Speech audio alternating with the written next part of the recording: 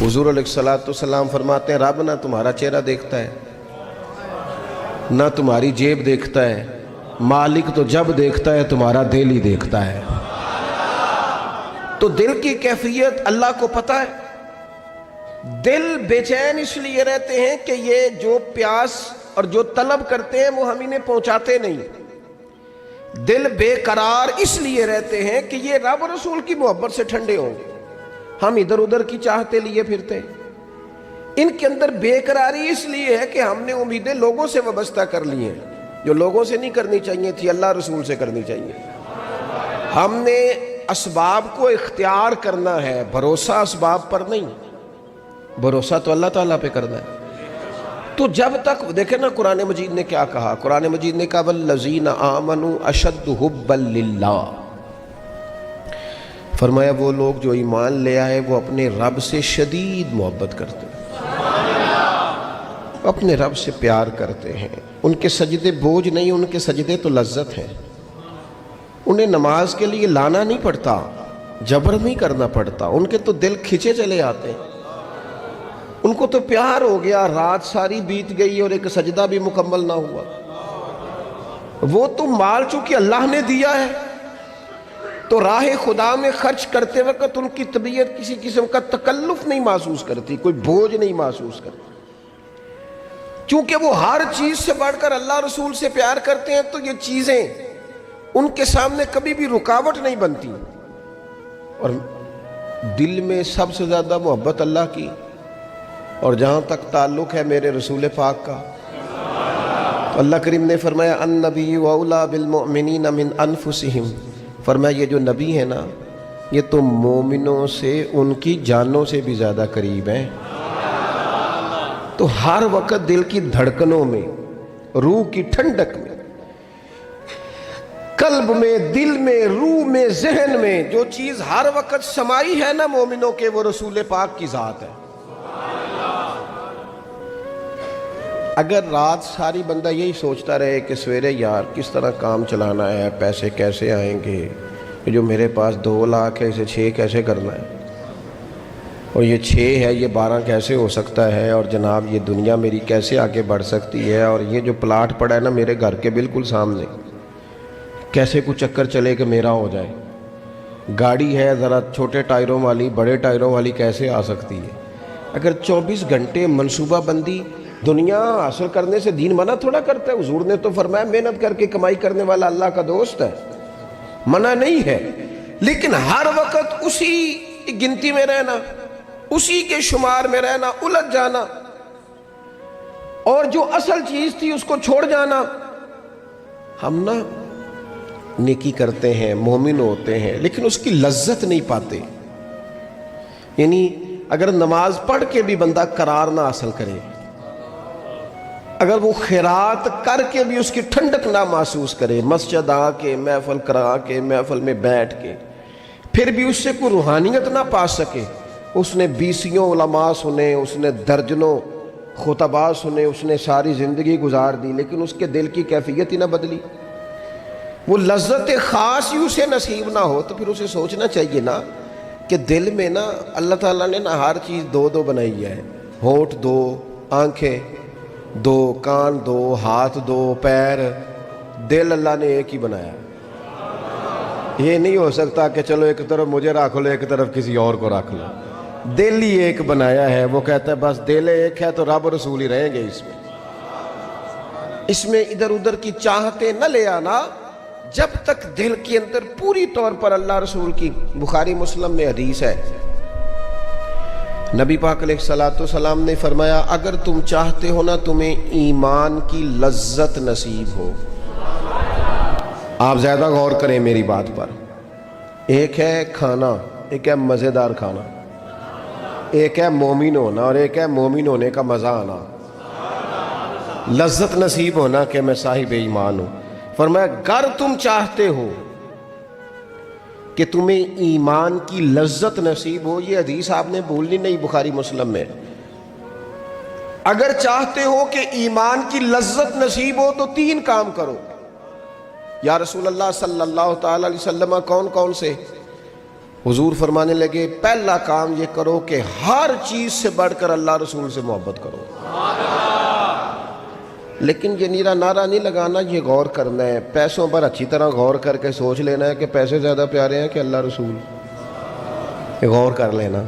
یہ جو جھوٹی انا کے بت بنائے ہوئے نا، میری عزت، میری برادری، میری افسری، میرا قبیلہ، میری کرسی، یہ غور کر لینا ہے کہ کرسیاں زیادہ پیاری ہیں، اقتدار زیادہ پیارا ہے کہ اللہ رسول۔ ایک طرف رسول اللہ کی شریعت اور ایک طرف تیری برادری کے رسم و رواج، لیکن شادی والے دن رسم و رواج جیت گئے۔ کدھر گئی تیری محبت رسول؟ وہ صرف محفل والے دن تھی، ربیع الاول شریف میں تھی۔ ہم تو دیندار سمجھتے ہی اس کو ہیں جس کے گھر میں شادی ہو تو پتہ چلتا ہے کتنا دیندار ہے۔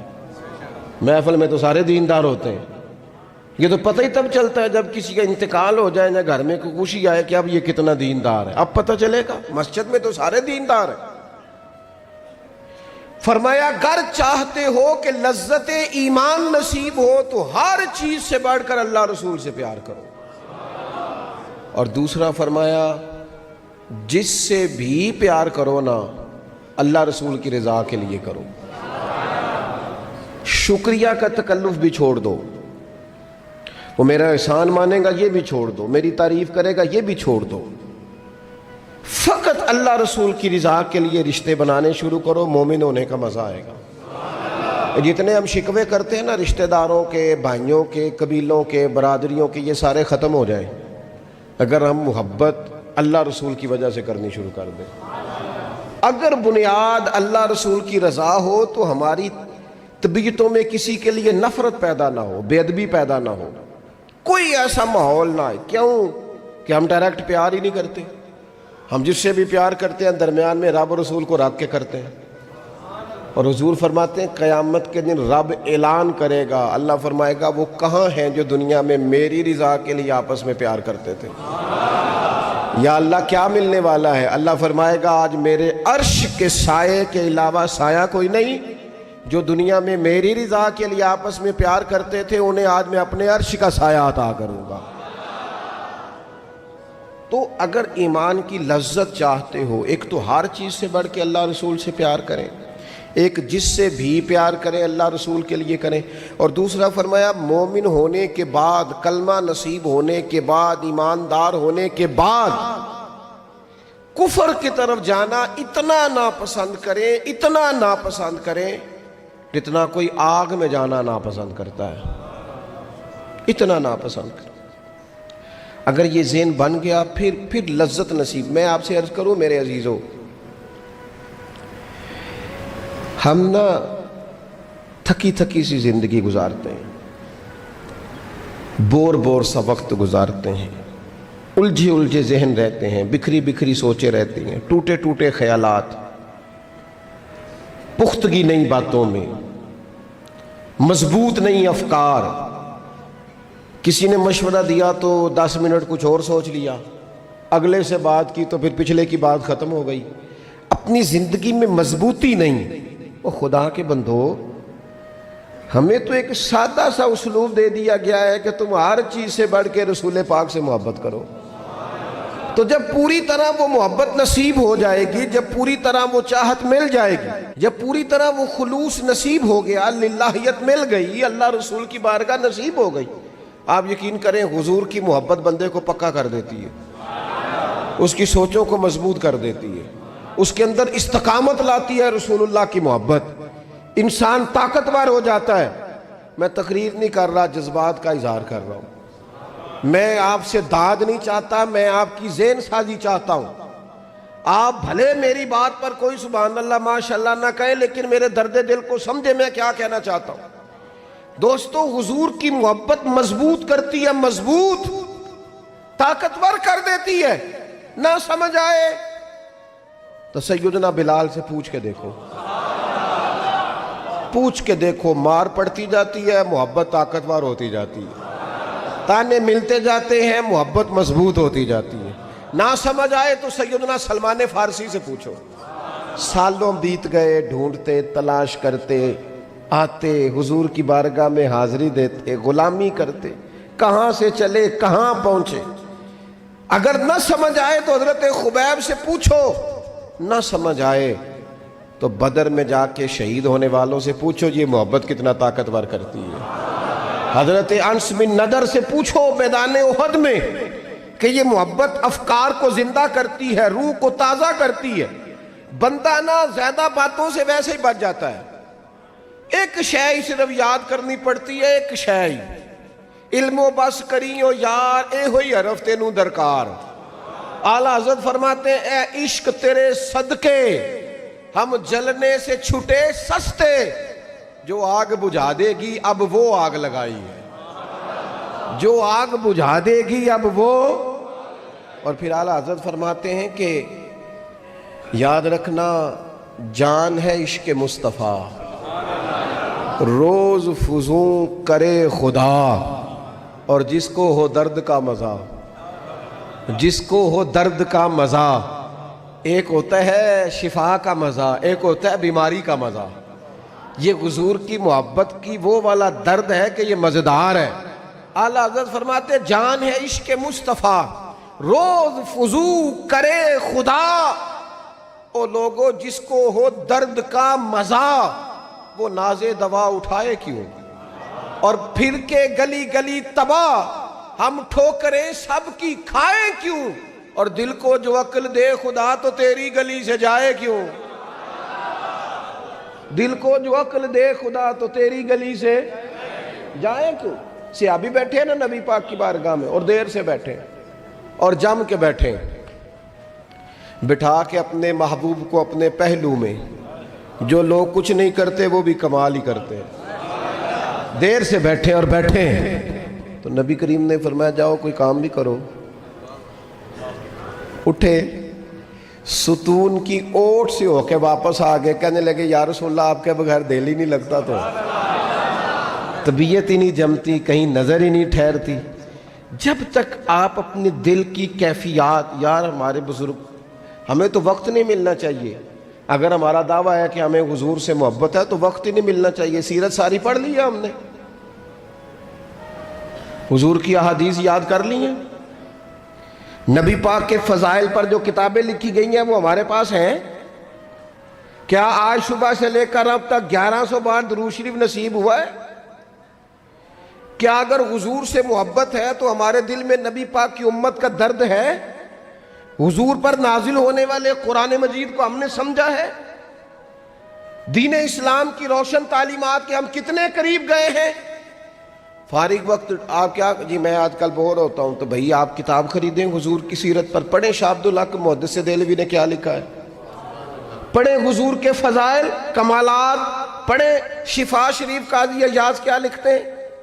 لیکن زندگی تو ادھر ادھر ضائع ہو رہی ہے۔ محبت والا تو اپنا ٹائم، یہاں تو کسی کو پیار ہو جائے نا اپنے گھر سے تو قربانی دیتا ہے، کہتا ہے آپ سب لوگ کھائیں گے، میں پردیس میں جا کے کماؤں گا۔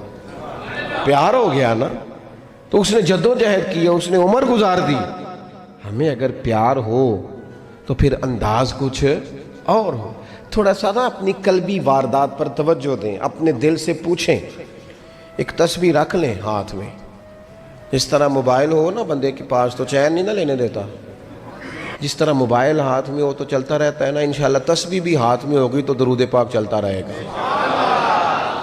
یہ کریں یہ کام، حضور کے تذکار جمیلہ، نبی پاک کا تذکرہ، اپنے قلب اطہر میں حضور کی محبت کو۔ آپ دیکھیں نا کبھی صحابہ کا مزاج،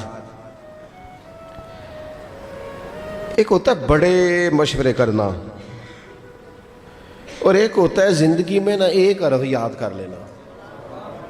صحابہ نے نا ایک سبق یاد کیا تھا کہ جو حضور کہہ دیں گے نا، یہ بڑا مختصر، بڑا جامع، بڑا مزیدار اور سارے پہلوؤں کو اکٹھا کرنے والا سبق ہے۔ جو کریم کہہ دیں گے نا، لمبی چوڑی دوڑ ہی نہیں، جو حضور فرما دیں گے۔ حضرت صدیق اکبر سے پوچھا آپ کو پسند کیا ہے؟ کہنے لگے حضور آپ کو دیکھتے رہنا، میرا دل کرتا ہے میری بیٹی گھر میں خدمت کرے، حضور میرا دل کرتا ہے اللہ مجھے مال دیتا رہے، میں آپ کے قدموں پہ قربان کرتا رہوں۔ سانو تے قید سجن دا گہنا ہے، وہ جینج رکھے ایسا اونج رہنا ہے۔ ہم نے نہ طے کر لیا ہے، ہم نے ادھر ادھر ایک مختصر سے سبق یاد کر لیا ہے۔ آپ یاد رکھیں ہمارے پاس کوئی نہ کوئی لذت ہے، کسی نہ کسی چیز کے پیچھے دوڑ رہے ہیں، ہر بندہ دوڑ رہا ہے، کچھ مان کے دوڑتے ہیں، کچھ نہ مان کے دوڑتے ہیں، لیکن دوڑ لگی ہوئی ہے۔ آپ یقین کریں میں ایسے لوگوں کو بھی جانتا ہوں جو ڈھونڈ کے محفل میں جاتے ہیں، آج میں نے اپنے نبی کی نعت سننی ہے۔ میں ایسے لوگوں کو بھی جانتا ہوں جن کو کتاب مل جائے نا، ٹائٹل پہ لکھا ہو حضور کا تذکرہ ہے، دوڑ کے خرید لیتے ہیں۔ میں نے دیکھا ہے کہ حضور کے میلاد پاک میں وہ یوں خرچ کرتے ہیں کہ جیسے بس پوری کیفیت طاری ہو گئی۔ نبی پاک کی نسبت جہاں نظر آئی، حضور کے اصحاب کی بات آئی یا اولاد کی بات آئی، امت کے اولیاء کی بات آئی یا علماء کی بات آئی، دین کے طلباء جو مدرسوں میں پڑھتے ہیں ان کی بات، جہاں جہاں ذکر آیا، ہم نے نہ کبھی قطرے پہ غور کیا اور نہ دریا دیکھا، بس جہاں تیری جھلک دیکھی وہیں ڈوب گئے۔ اپنے دل میں اس محبت کو پیدا کریں۔ میں آپ سے عرض کروں، اولادیں بھی پریشان ہیں ہماری،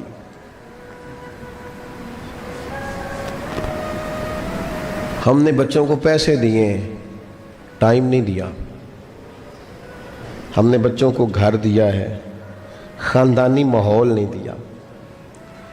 اب شکوہ صرف بچے سے نہیں کہ وہ موبائل پہ ہے، ابا بھی تو موبائل پہ ہی ہے نا، وہ بھی تو نہیں نا چھوڑ رہا۔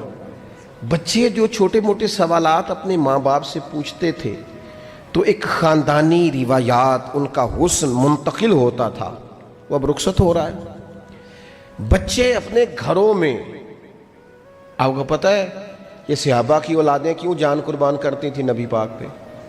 انہوں نے گھر میں جو دیکھا تھا نا اپنے ماں باپ کو کرتے، تو وہ تیار تھے، ایک سے ایک بڑھ کر تھا۔ حضرت عمر بن جموح جنگ میں آئے تو چاروں بیٹوں سمیت آئے، اولادیں ساتھ آئیں ان کی، کیوں؟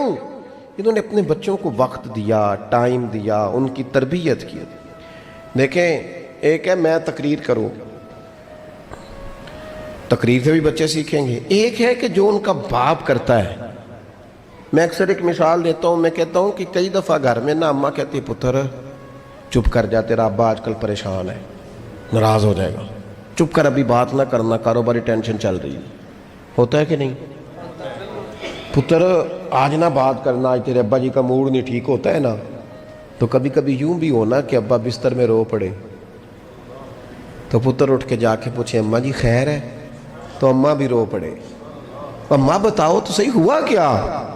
تو اماں کے پتر تمہارے باپ کو نا حضور کا مدینہ یاد آ رہا ہے۔ آپ یقین کریں یہ رنگ اولاد پہ وہ رنگ چڑھائے گا، یہ انداز وہ انداز سکھائے گا۔ ابا پیسوں کے لیے تو روز روتا ہے، زمینوں جائیدادوں کے لیے روتا ہے، میرا کاروبار نہیں چلتا روتا ہے، کاش یہ کبھی حضور کی محبت میں روئے، یہ کبھی اس درد سے تڑپے، کبھی اس کی وہ کیفیت بنے، تو بچے کو کہنا نہیں پڑے گا، اپنوں کے تو آنسو دیکھ کے بندے کے آنسو آ جاتے ہیں۔